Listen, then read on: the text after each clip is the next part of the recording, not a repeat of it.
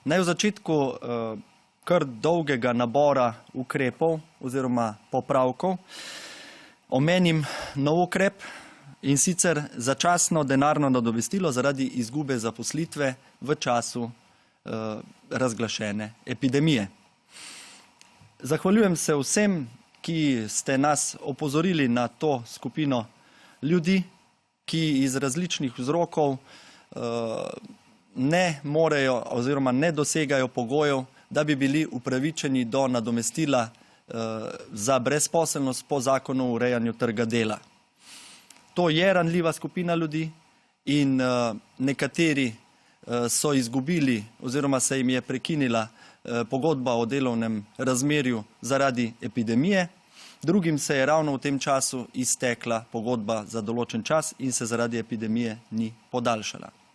Če niso upravičeni do nadomestila plače po zakonu o urejanju trga dela, kot sem že omenil, jim bo pripadalo krizno nadomestilo za ta čas, in sicer v višini 513 evrov bruto, to je okoli 400 evrov neto. Oseba bo lahko to nadomestilo uveljavljala, če je bila pogodba o delovnem razmerju sklenjena pred razglašeno epidemijo in če bo v brezposelnost padla v času epidemije. Drugi ukrep, o katerem smo že veliko govorili in je posledica tega, da je ravno v tem času veliko povpraševanje in veliko pomankanje delavcev za delo v kmetijstvu, za sezonska dela v kmetijstvu.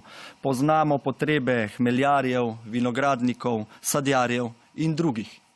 Skupaj z Ministrstvom za kmetijstvo smo želeli čim bolje odgovoriti na to potrebo.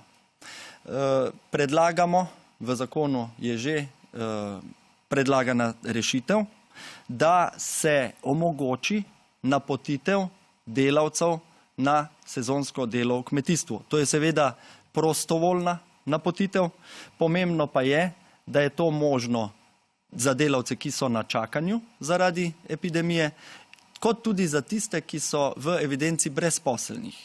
Pomembno je, da se tistim, ki ste prejemniki nadomestila za brezposelnost oziroma drugih transferjev, ostale pravice ne zmanjšajo, če pri tem sezonskem delu, pri upravljanju sezonskega dela v kmetijstvu zaslužite do 400 dodatnih evrov. Takoj po prvomajskih praznikih bomo pripravili v sodelovanju seveda tudi z pristojno ne samo stroko na polju izobraževanja, ampak predvsem tudi zdravstveno stroko, torej strokovno skupino, ki je tudi na ravni vlade oblikovana za namene epidemiološke ocene tega, ali je varno priti nazaj v šole in pa v vrtce.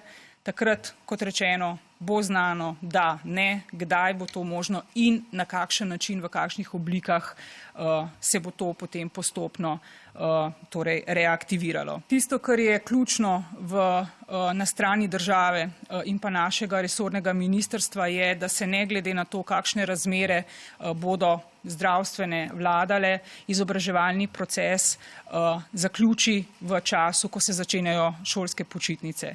Sistem je narejen ta trenutek na ta način, da se lahko zaključi bodisi, če se še vrnemo v razrede ali pa zaključimo izobraževanje nadaljavo.